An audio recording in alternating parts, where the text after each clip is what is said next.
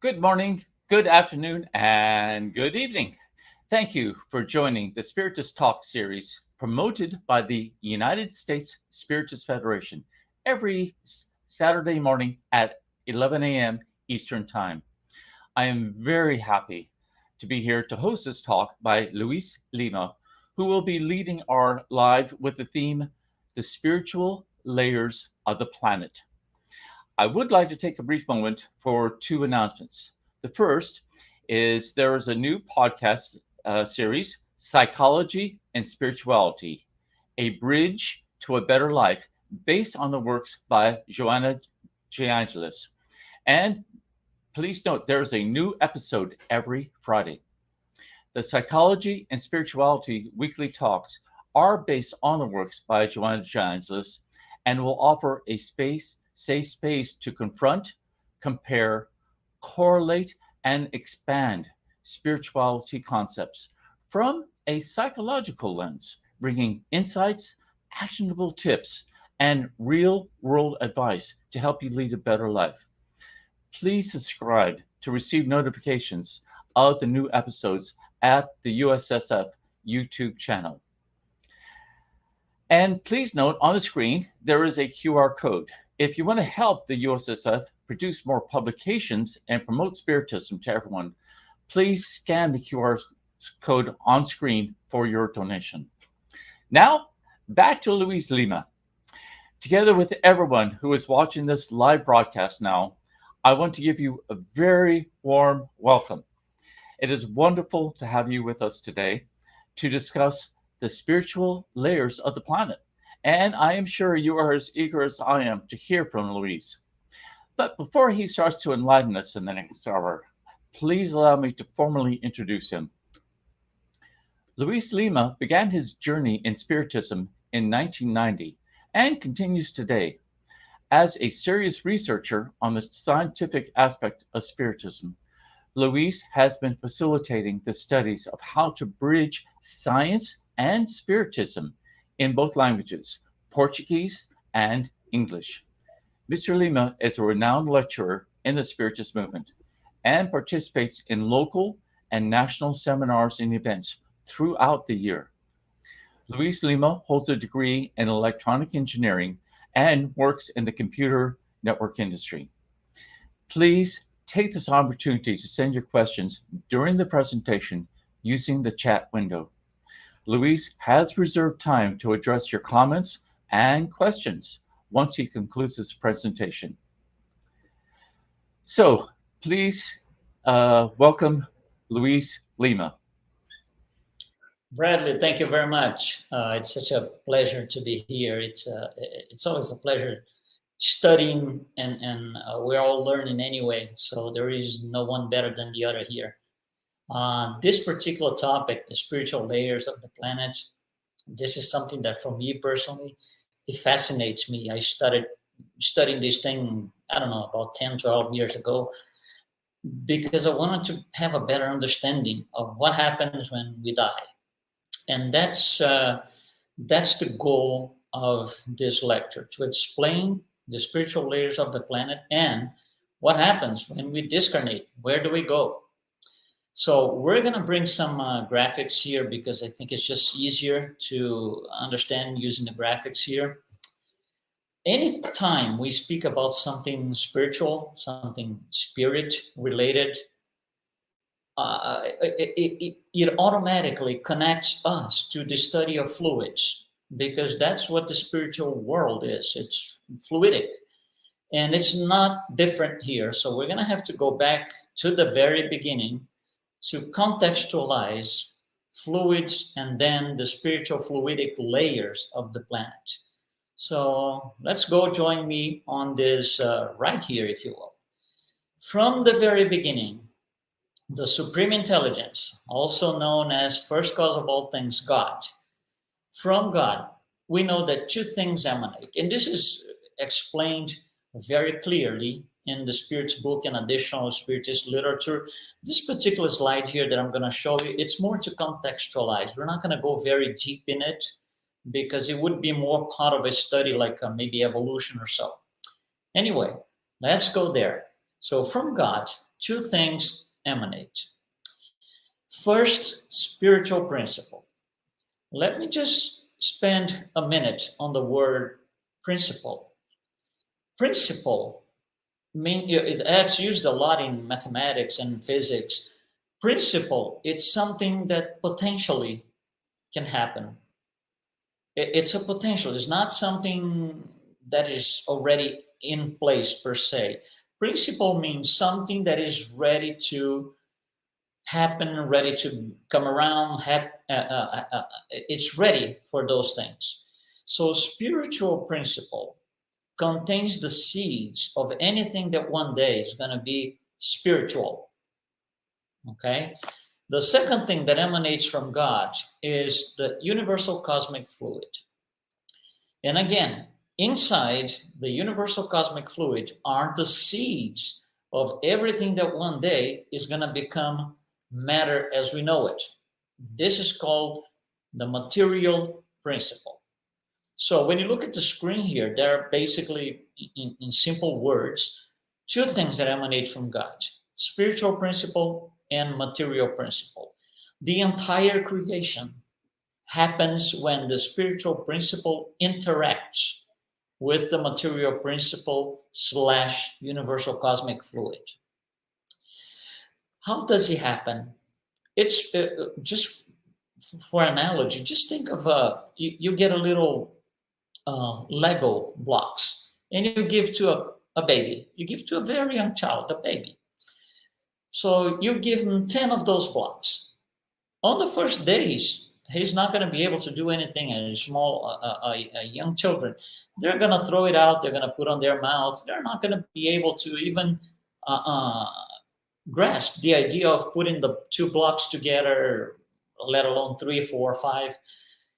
It will happen by experience, by trial and error.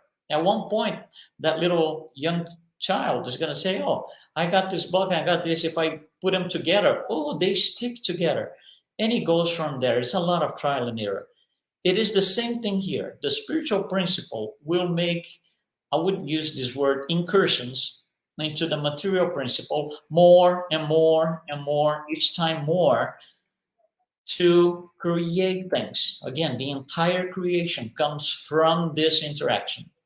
Now, notice one thing. The spiritual principle and the material principle have nothing in common. That's why in the graphic, you see 2 separate squares or blocks.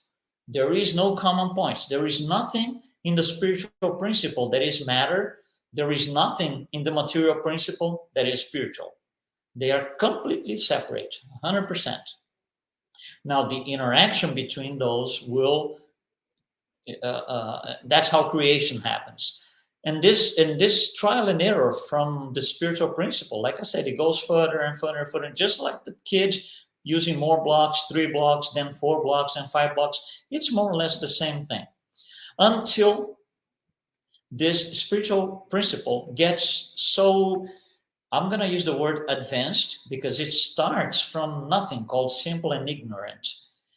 It will get to a point where it knows now how to handle matter and all its subparticles from the quarks and electrons and whatever it is, bosons, hadrons, all of those things. By then, the spiritual principle is already knowledgeable on how to use these things. And you will learn now how to infuse life into matter, static matter, inert matter. That is when the spiritual principle learns how to use something that is part of the material principle. It's kind of hidden in there. It's called vital principle. When the spiritual principle learns how to utilize the vital principle, it now is able to infuse life, create life. And then it gets a different name. It's like a graduation or a diploma, if you will. We call it intelligent principle.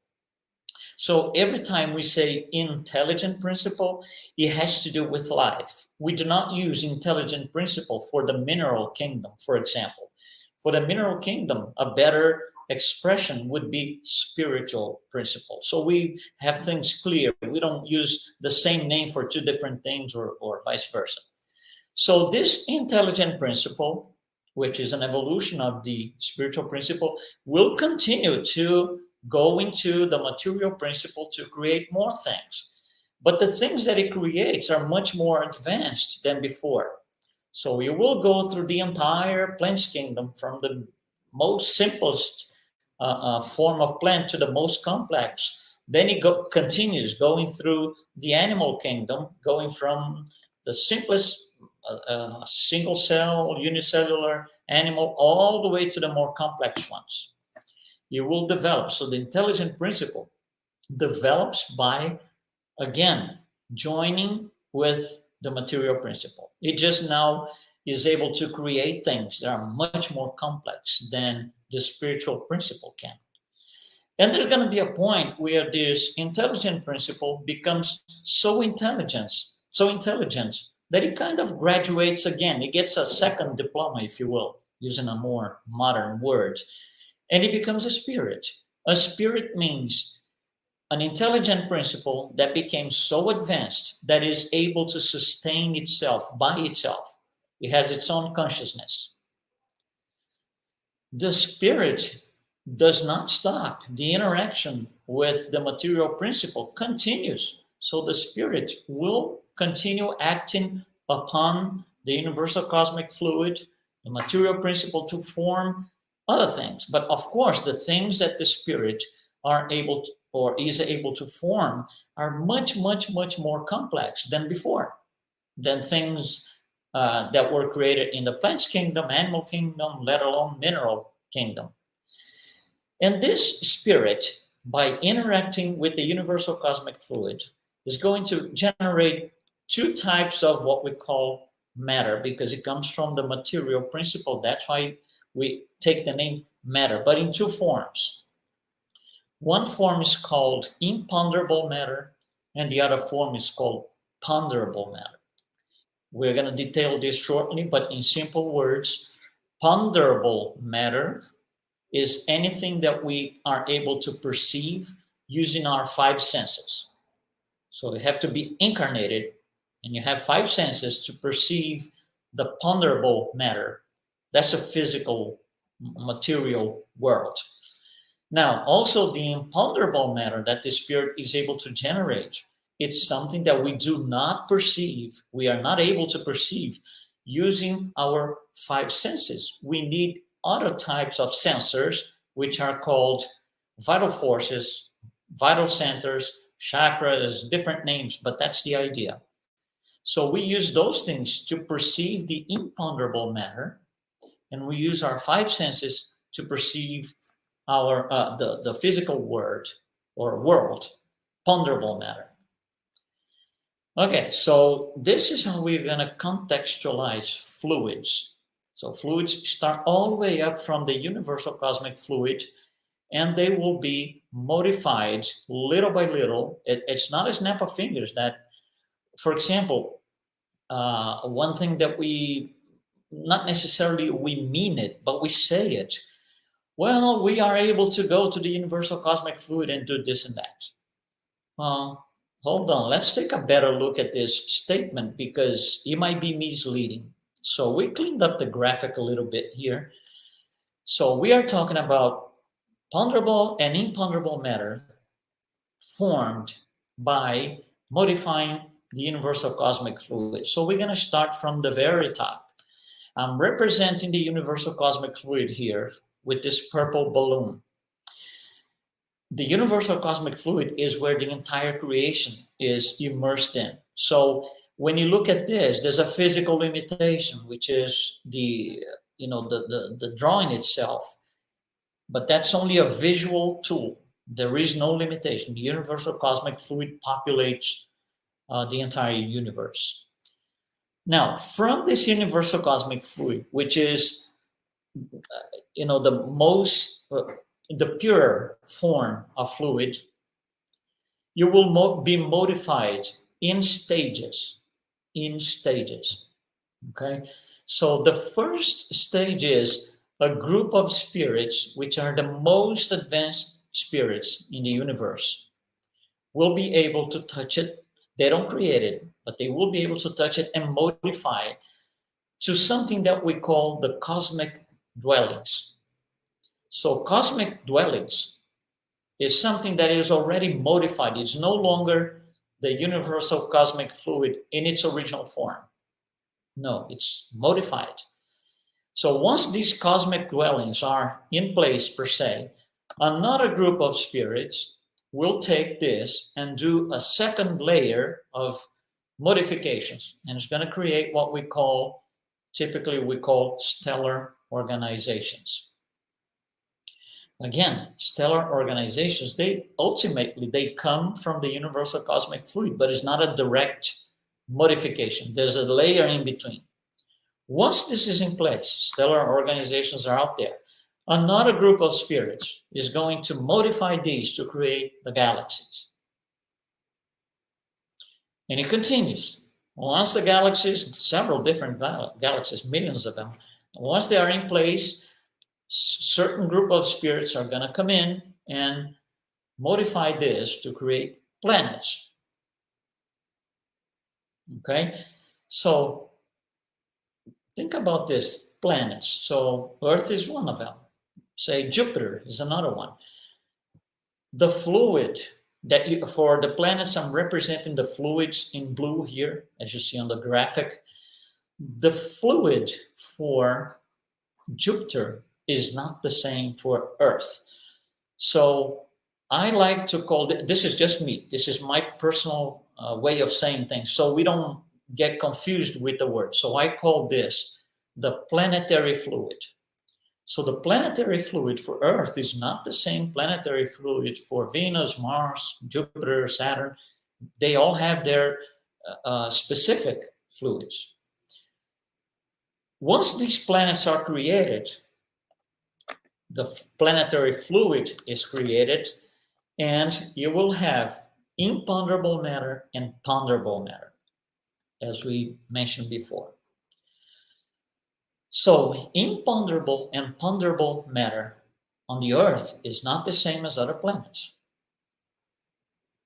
Right? Now, who can create these things? Who creates all of these fluids? Who creates, quotes, please, who puts their hands on it to make changes? Well, let's take a look at this. Let's put the graphic aside here a little bit so we can look at it. Universal cosmic fluid, there's only one. There's only one, God. God creates the universal cosmic fluid. Nobody else. You can have the most advanced spirit you can think of. This particular spirit that you just thought of cannot create universal cosmic fluid, although they are able to modify it. So the next 4 levels down, who are the spirits that are able to modify, layer by layer coming down? Spirit Andre LUIZ calls them archangels or the great devas or the great intelligences. These are all different names to address this. So we are just going to call archangels here because it's more of a Christian word. So these archangels are able to modify the universal cosmic fluid one at a time, coming down layer over layer, as you see on the graphic. And they will create planets. For example, some spirit had to create planet Earth. And we know who? Jesus. Now, think about this. You and I, you watching me here, and we are not able to create any planets. We don't have that ability because we are not up to that level yet. However, we are able to take the planetary fluid and from it create imponderable matter and ponderable matter. So who is touching these things? Who uses ponderable and imponderable matter? Us, that Andre LUIZ calls human intelligences. So, hopefully it's very clear who is able to do what.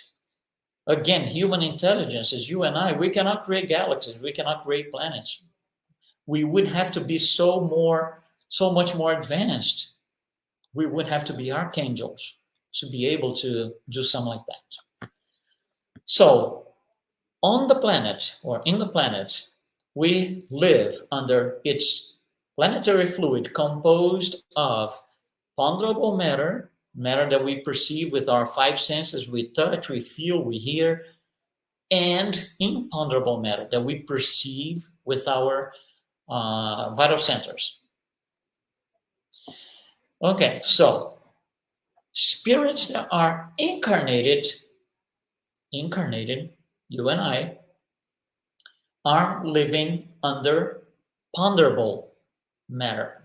Ponderable matter. We touch those things, we hear.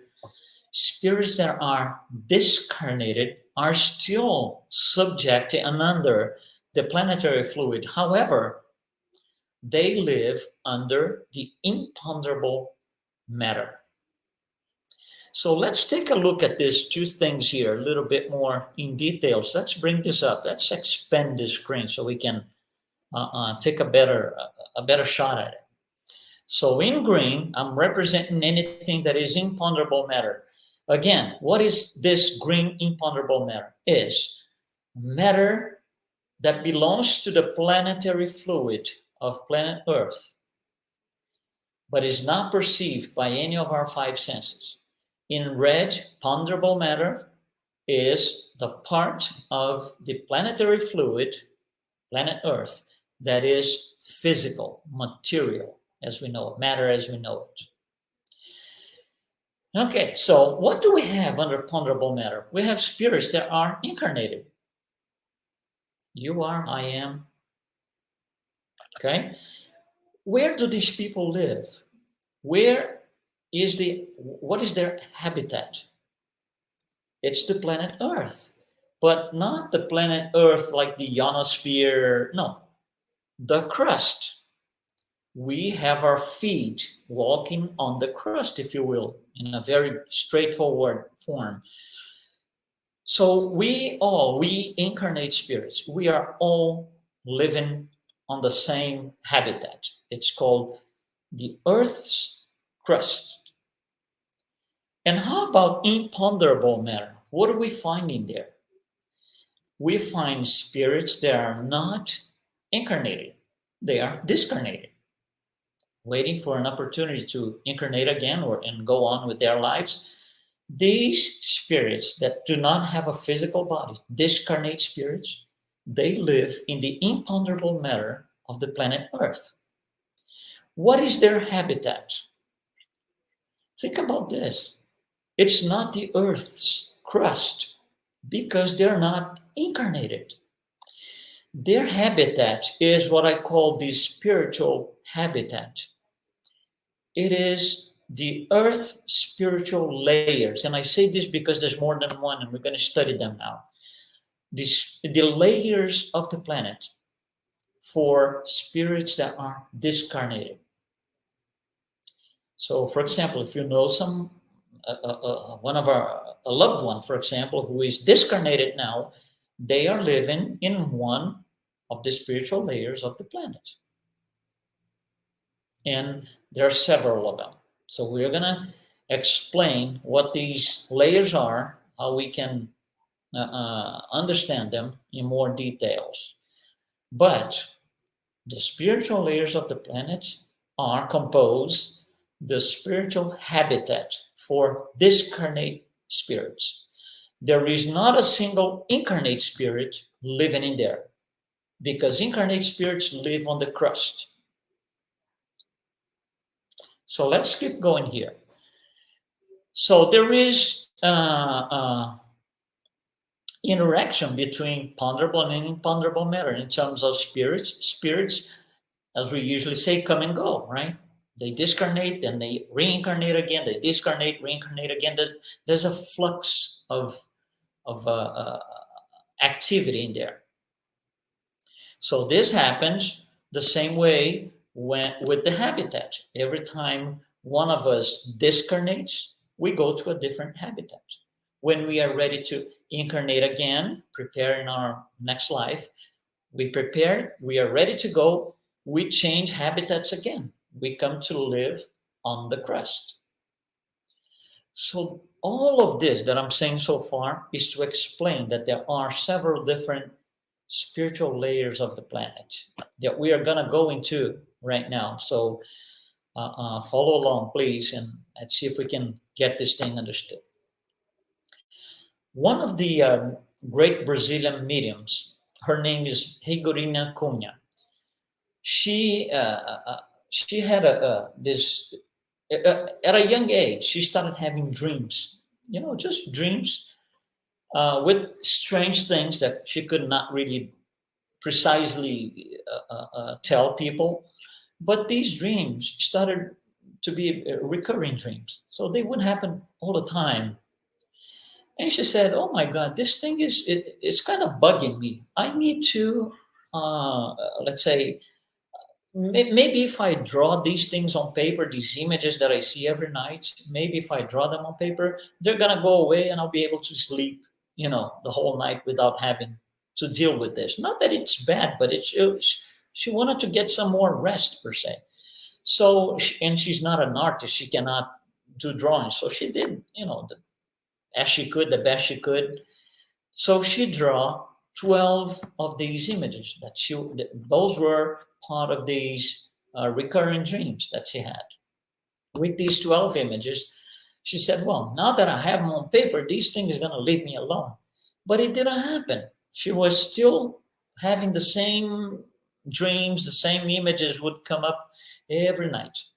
So one day she takes these 12 images and takes to the great Brazilian medium, Chico Xavier.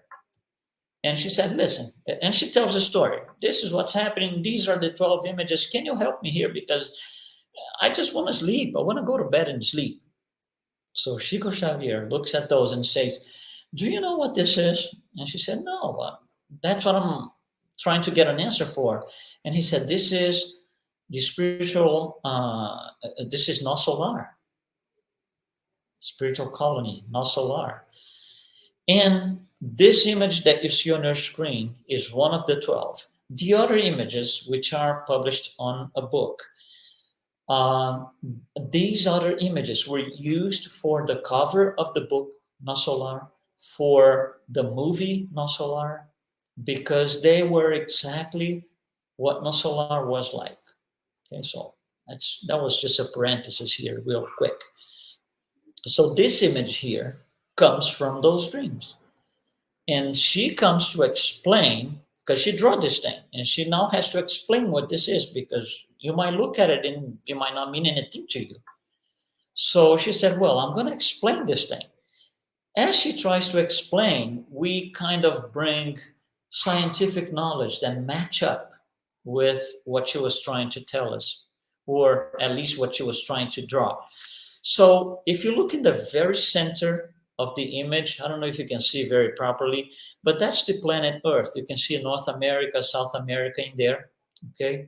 And there's a red circle that I put in there to highlight it. If you go down from the crust, physically speaking, if you go down to the center of the Earth, and that comes from the studies of geology, and this is very well known today, there's all the way in, that's the innermost part of the planet. That's called, in science, it's called inner core. So coming from the very center of the Earth towards the crust, we have inner core. The next layer is called outer core. The next layer is called lower mantle, and the next layer is called upper mantle. All these 4 layers that you see here on your screen are below the crust. This is internal. So this is in the core of the planet. Of course, the temperature is huge and so. That's not the point today. We're not studying the geology of the planet. But those 4 layers are also habitat for spirits. So who is living here? Who are the spirits living here? Remember, spirits that are discarnated. You and I do not live here. You and I do not live in the outer core, in the lower mantle. No, we live on the crust. So who is living here? Those are spirits living in what we call generically dark zones. Some people call lower zones. There are different names depending on the belief system, actually. But we're going to call dark zones here. So there are spirits that when they discarnate, they go to live in the dark zones or in one of the 4 equivalent layers of the planet, but inside, in the core of the planet. Okay? All right. Above the upper mantle, we have the crust. That's us. That's you and me right now. Who lives in the crust? What kind of spirit lives on the crust? Us, incarnate spirits. There is not a single discarnate spirit living on the crust. 100% of the spirits living on the crust are incarnate spirits. Then it goes up. We are here on the crust, but there's more, right? Above the crust, we are subject to gravity and different things, right? So there's more. Above the crust, we have what we're talking about, spiritual layers. We have what we call the umbra. In the very early days of translations from the spirits books, we used to call these lower zones, dark zones. It would depend a lot on who is translating and what belief system the person comes from. It was creating a lot of confusion because you would call what you see here in green that I'm listing as umbral, it would be called sometimes dark zones, sometimes lower zones, which is different. If you look at the graphic, you see they're completely different. So we decided to, in the newest translations in the past 5 or 10 years, we decided to standardize the translation. So now we call the layer, the spiritual layer above the crust, umbral, that you see here in green on your screen. Okay, there's more. Above the umbral, we're going to find another layer, much more advanced, arts, culture, and science. Arts, culture, and science. Above that one, there's another one, universal fraternal love. And above that one, the directives of the planets. This is the highest layer within the planetary fluid. Above that, it's called stellar dome. That's already going out of the planetary fluid, the imponderable matter that belongs to the planetary fluid. So that's why I put those little dots in white to make sure you understand this is going out of the planetary fluid. So if we take a look, a better look, let's put a little lenses here upon this umbral.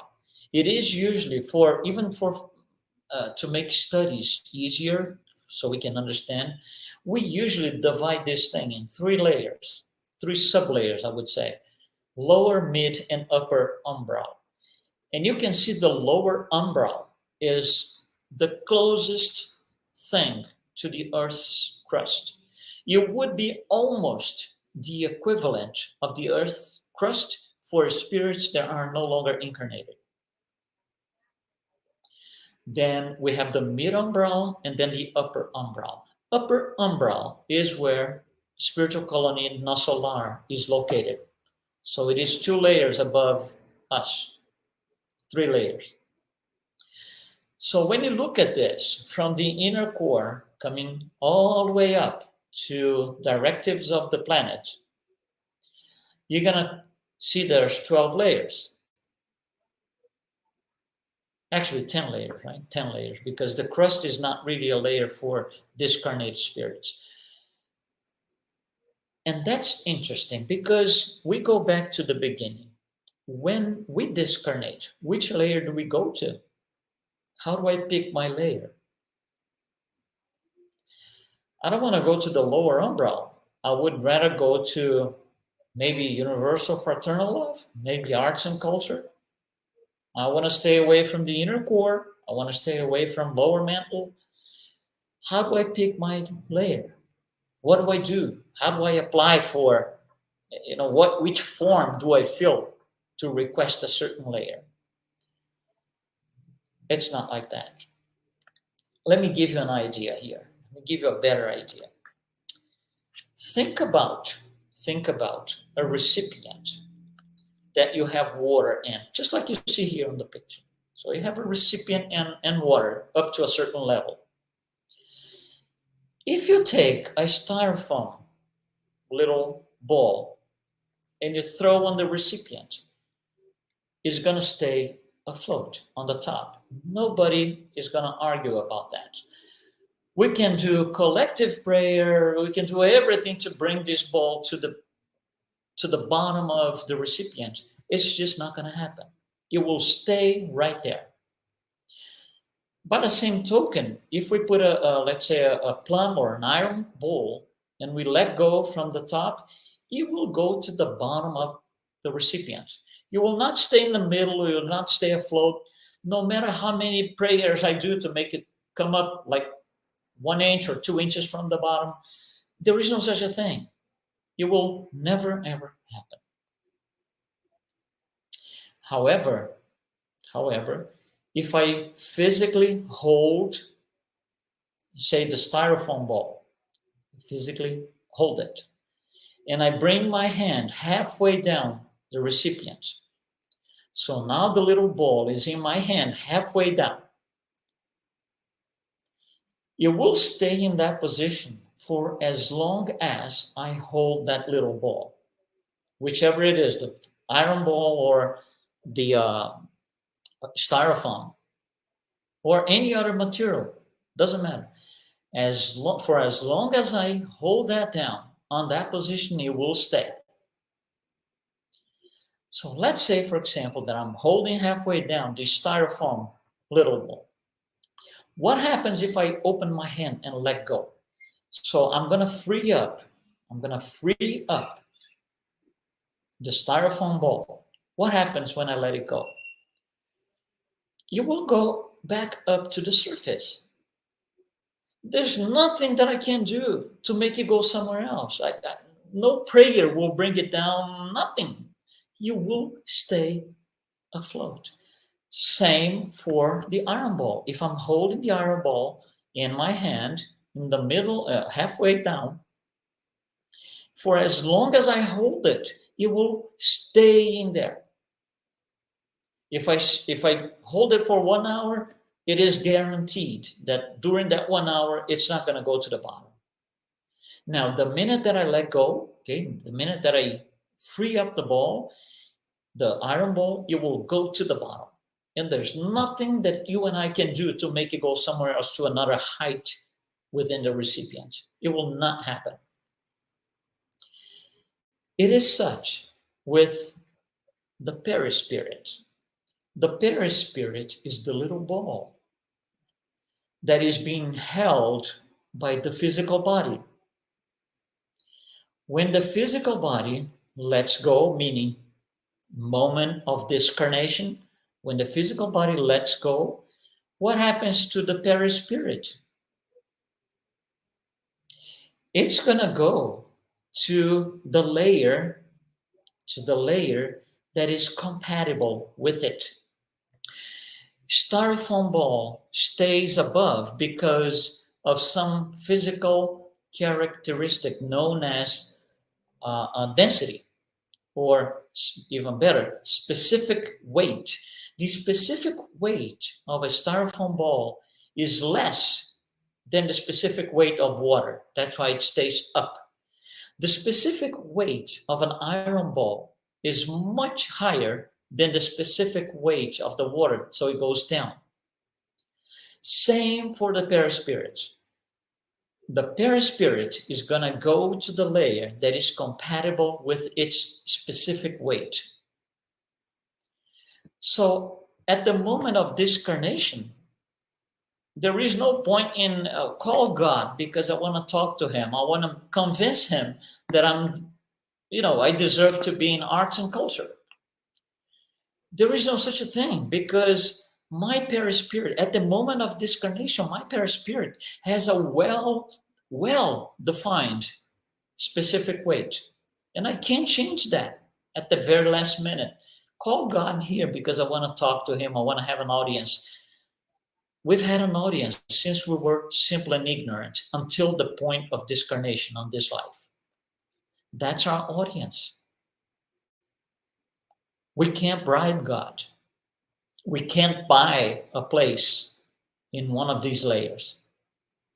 It isn't like this. Our perispirit has a specific weight composed of what?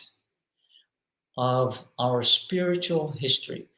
Combination from day one, simple and ignorant, of all credits and debits. All credits and debts. All of it. And then they will sum up and they will give me a specific weight for my perispirit. Of course, that's not weight in terms of grams and kilograms. It's terms of vices and virtues. That's how this is measured in the perispirit.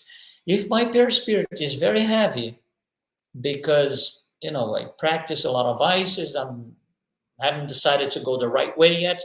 So if my perispirit is very heavy, I might go to, let's just say outer court.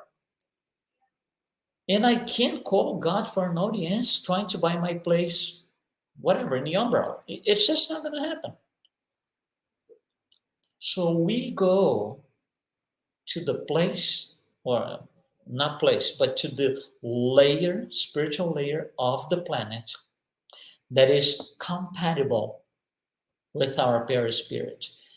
Some spirits go to a layer that is above the directives of the planet, which is the stellar dome, because they might come from other planets to join us here to help us. So they might come from Jupiter, stellar dome. They incarnate. When they are incarnated, they are on the crust, just like you and me. When they discarnate, they go all the way up to their specific level. So you see, on Earth, we have incarnate spirits coming from all spiritual layers. So we have people here on the Earth's crust that came from inner core. Others came from universal fraternal love. Others came from the upper umbrella. We are all living here, all at the same time. So you're going to find living here, for example, let me just give you an example. Let's say Gandhi and Hitler. They were, right, at one point, both living at the same time on the same crust. And I can give you several examples of both extremes living on the Earth's crust. When we leave the crust, after death, we are going to go to the layer of the planet that is compatible with our perispiritual specific weight. One interesting thing, if you revisit history, one of the great influences of Christianism was Emperor Constantine. Right? Because he was the one supposedly, without going too deep in history, but he was the one who made, first of all, stopped the persecutions of Christians and made Christianity the official religion of the empire. And he was, before all this, he was born a paganist. Paganism was throughout the whole empire.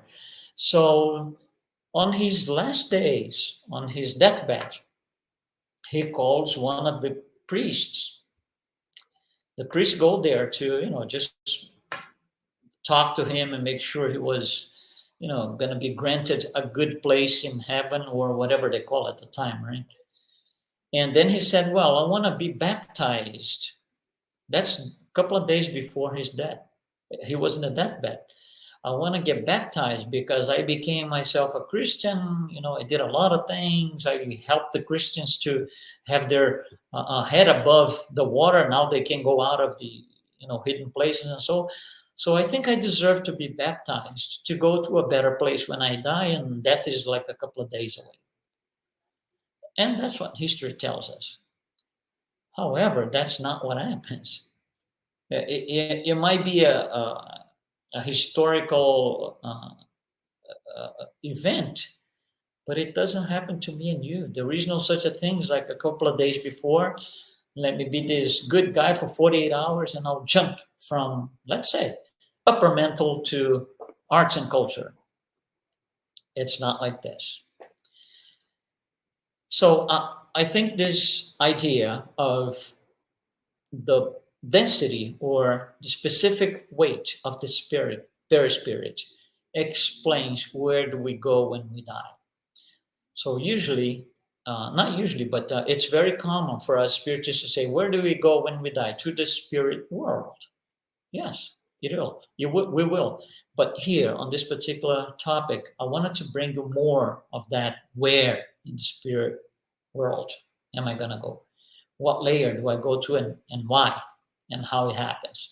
So hopefully I was able to bring this idea of what the layers of the planet are. We're going to be here for comments and questions if there are any. And thanks so much for participating with us today.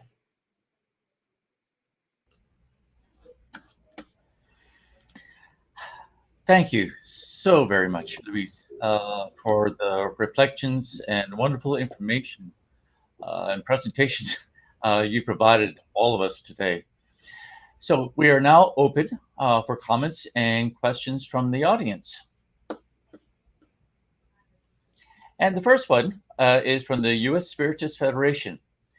Can you expand the action of the intelligent principle on the animal kingdom?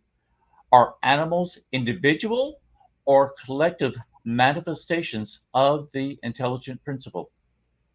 Yeah, I'm going to address that. It's not really a direct part of the question, but yeah, we spoke about this in the beginning. We went really fast because this is more part of evolution. However, the interaction of the intelligent principle with the animal kingdom starts because, just remember, the intelligent principle already knows how to infuse life into inert matter. You learned that, you went through the plants kingdom, then you got to the animal kingdom. So yes, you will create different things from the simplest unicellular animals. It goes through more complex forms and so on, so to the most complex form in the animal kingdom. And the animal kingdom, yes, the manifestations are collective. It's what we call the monads. So the monads are, it's hard, the vocabulary, it's difficult, but it's as if the monad was this collective soul. At one point, imagine, for example, a classroom. So you have 50 kids on a classroom. You can refer to this as a classroom. When you say that this is a classroom, you did not pinpoint each individual. The names of each kid they didn't come up. So we see that as a group, as a whole group.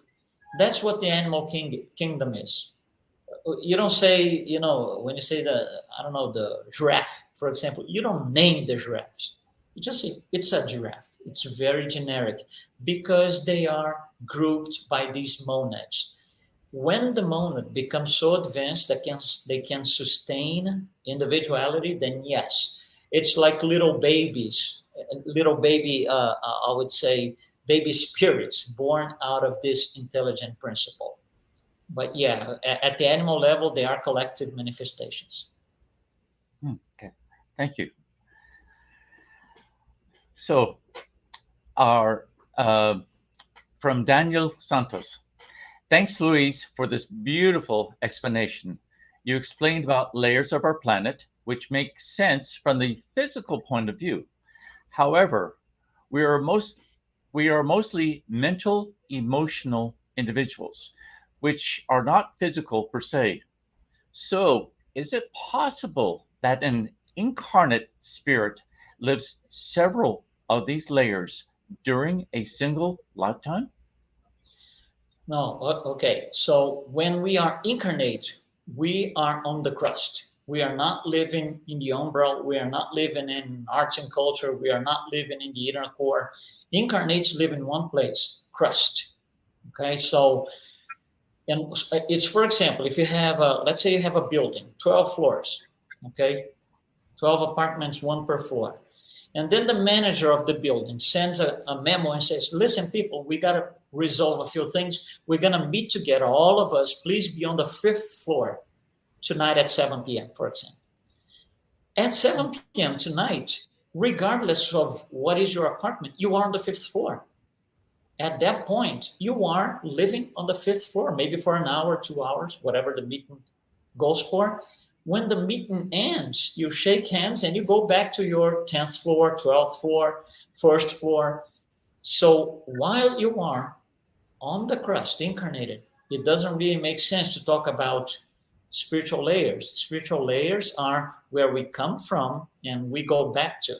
Now, is it possible to come out from inner core to the crust? When we leave the crust on that lifetime, go to arts and culture. Possible, yes. Probable, not necessarily. But we have examples. Paul, right? Saul and Paul. He came, from, I'm not going to say he came from dark zones, but he came from a certain level, and he left this life. He left this world at a much higher place. So he might have changed layers where he came from and where he went to, because the density, the specific weight of his spirit might have changed during the lifetime. It's a rare case. For most of us, it doesn't happen that way, but it's not impossible. It's just not probable. Okay, thank you very, very much. That's most helpful. So, from Andre de Valacqua, can the incarnated spirit regress in its evolution if it was worse in the last incarnation than in the previous incarnation?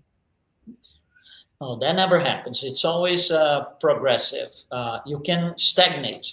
You can come in from wherever you are in the layer, spiritual layer. You come in, incarnate, don't do anything at all, and die, and you're still at the same place.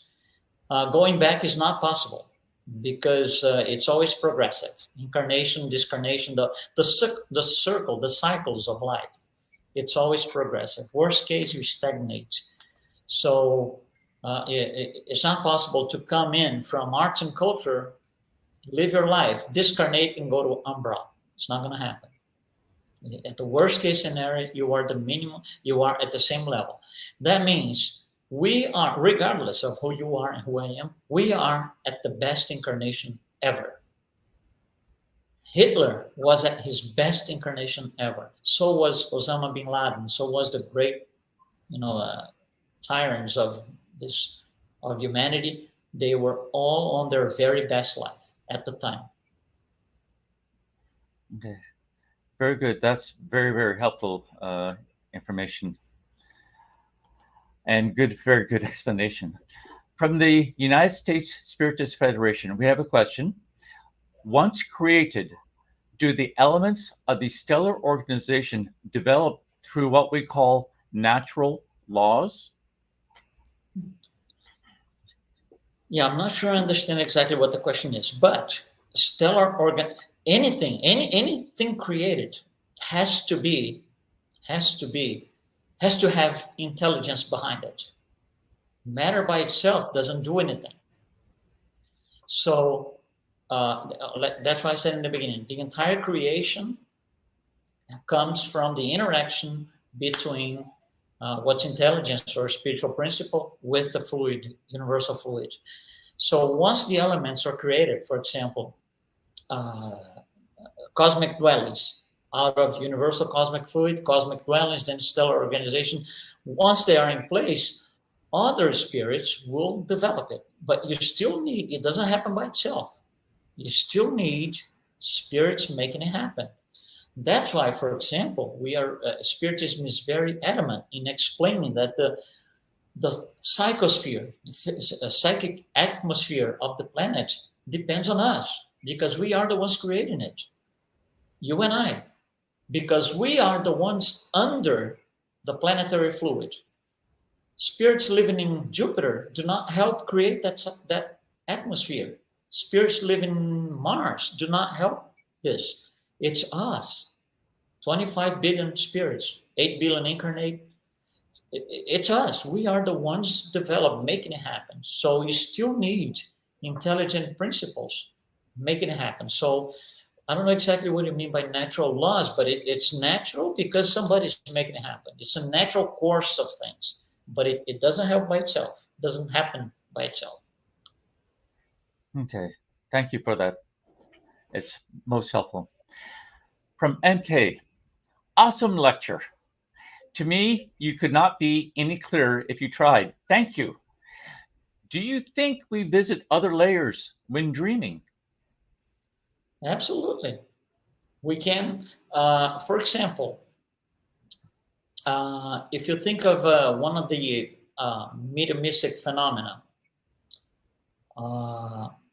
psychometry, for example. Psychometry is the ability that certain mediums have to put their hands, for example, I have a pen here. They put their hands in here, and within minutes, they're able to tell a history about this.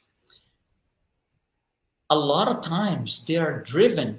Of course, you have spirit guides and everything else. As a medium, they have help from the spirits. But when they put their hands in here, they might have to be taken to other layers, other than the layer they came from, to be able to bring the information. So let's say, for example, let's just make an example here. I came from lower zones, for example, but I am a medium, a very good medium in terms of metaphysic production. So if I'm drawn to psychometry, I put my hands in here, and this pen belonged to somebody who came from arts and culture. So I will, under, of course, merit has to do with it, but I will be taken to that layer for a few seconds or so and come back with, oh, this belonged to Mr. Such and such and such, who, by the way, was a great person in arts, whatever. But yes, we can visit under dreaming at times or as metaphysic phenomena. But we have to have merit, and we have to have spirits guiding us. By ourselves, we can't do this. It's like, for example, if I decided to, right now, I want to live under the water. I'm going to be able to do for maybe a few minutes, but then I'm going to die because my body is not physically prone to live in that environment. So if we come from Umbra, we try to make it to arts and culture, we're not going to be able to sustain our perispirit in there. Okay, very helpful explanation. Thank you for that. From the United States Spiritist Federation, what or who decides which zone we go to? Will the spirit help us to understand our situation when we discarnate? Okay, so what or who decides? We do, ourselves. What is the decision point? When every time we say a point, something punctual, we are subscribing to the materialistic paradigm. The spiritualist paradigm, it comes from simple and ignorant, and it sweeps scans the entire history.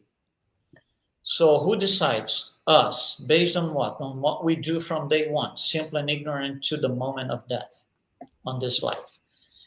Because that's how I compose my perispirit, which is going to have its specific weight. Right? So who decides? Us. Will spirits help us understand? They will, but sometimes we cannot understand. This is, for example, when you go to school, let's just say that you don't like chemistry, for example. If you really don't like, if you can't see yourself learning chemistry, it becomes challenging because it's just not your interest. You're interested in other things. So we're going to complain about the teacher, the professor, he's no good, she's no good. And then you're going to say, oh my God, I need better grades. So I'm going to get a secondary professor or a private teacher to help me. But you see, it's not the teacher. It's I am not in a position to understand well for whatever reason. So spirits will help us understand. Yes, but that doesn't mean that we understand. they will do the best efforts to convey the information with situations, examples, intuition, inspiration, but it doesn't mean that we are going to be able to take it in. Okay. So we have a question from the U.S. Spiritist Federation. Are the discoveries we make in science only possible because higher spirits allow it? Yeah, well, discoveries depends a little bit, because think about this. A lot of the things that science discovered, for example, if you go back in time, okay, 300 years, 400 years, a lot of the studies on science, what we became medicine later on, you wouldn't have to use people to test things. For example, if I have a new drug, a new medicine, of course, they use rats in labs. That's not the point, but they use labs with animals for that. But there's going to be a point where you have to have the first human taking that drug or putting that drug on their skin to see if it works. So in the past, these people were people in prison. They would serve the purpose. All right, 300-400 years ago, they would take people in prison because they were taken away from society for whatever the reason, and they would be the ones that would serve the purpose. Of course, the scientist who came up with the drug, with the idea, with the experiment, he has intuition from higher spirits, or he is a higher spirit himself. Now, the spirits are at the bottom of the scale, which are in prison, and so they are also helping in a way. They were not the ones who discovered this, but with their presence and their physical body undergoing the medical trials and experiments, they do have participation on the outcome, and it's not bad if you think about it. So it's a little bit. It's not only the scientist; it's a combination of things. It's not only the higher spirits; lower spirits serve their purpose. Animals serve their purpose. Okay. Thank you very, very much for that. Very good explanations. So thank you again, LUIZ,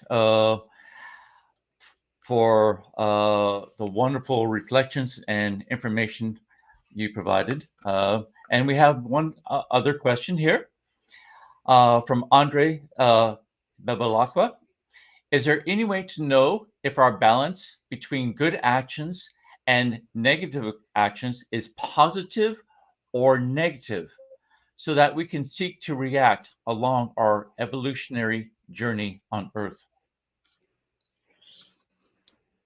Yeah, it's a difficult thing, but we are experiencing a world full of problems, like maybe we never had it before. So this is how I see things.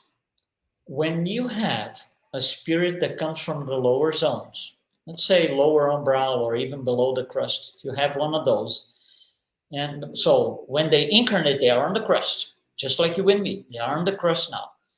If these people raise to power, it doesn't matter who, it doesn't matter. They raise to power, okay? They raise to power, but as a spirit, they're still all the way down as morality. So if we support, if we look at what this spirit is doing, and we agree with that, we are okay with that, we should perceive that we are complying with negative actions, although we are not the ones in power, but we accept that. And I'm saying this because right now, if you look at the last 50 years in the history of humanity, any country, any city, it doesn't matter, there's been a tremendous struggle for power and change of power in several countries, several places, several cities. And, one goes out because of a certain reason, which really doesn't matter. The next one comes in with the same thing, with the same line of thought. So coming from basically the same level. So you have a guy from, I don't know, upper mantle, he leaves, he's get outthrown. The next one comes in, he's also from the upper mantle. If we comply to this, if we are not able to understand what these people are doing, if we subscribe to these, those are also negative actions. Although it's not an action in the sense that there's movement. It doesn't have to have movement per se. So you see, that's one way of classifying ourselves. Where am I? Where am I? What group do I belong to? So we can look at what we support in the world. Do I support death penalty? Do I support abortion? Do I support this and that? It will make us understand where we are. Okay, and relate ourselves into one of those 10 spiritual layers. Because if you support death penalties, for example, for sure you don't come from directives of the planet. You don't come from arts and culture, universal fraternal love. You don't come from any of those. So it's an indication of what we are coming from. Okay. Thank you very, very much, Luiz, for all this wonderful information, and something that we will definitely carry with us through the week. And our thanks to everyone who's watched today's talk live. And to those also who have been following our weekly Spiritist Talk series. Please don't miss our next live next Saturday, April 16th at 11 a.m. Eastern Time, when Vicente Pessoa will be speaking about Dr. Bezerra de Menezes. So, Luiz, before we close the live, would you please offer a prayer? Yeah, sure, absolutely. So let's raise our minds towards the greatest master of all, Jesus. Let's have his image on our heads. Thank you, Jesus, for all the learning opportunities that we have. Thanks for bringing us your message in person, staying with us, make sure we can understand what you're saying. We ask for those individuals serving time in prisons, most of them under tremendous amount of revolt, rebellion. They do not understand why they're in there. That the higher spirits can help them go through this process. Also, those in hospitals, that they can be served by the highly evolved spirits. A lot of the people in hospitals also do not understand why they're going through whatever diseases, illnesses, that these people can be supported by the spirits as well. So once again, Jesus, thank you very much for all the opportunities that we have in life, and continue to be with us here, now, and always. Thank you. Thank you. May all of you have a calming and mindful weekend.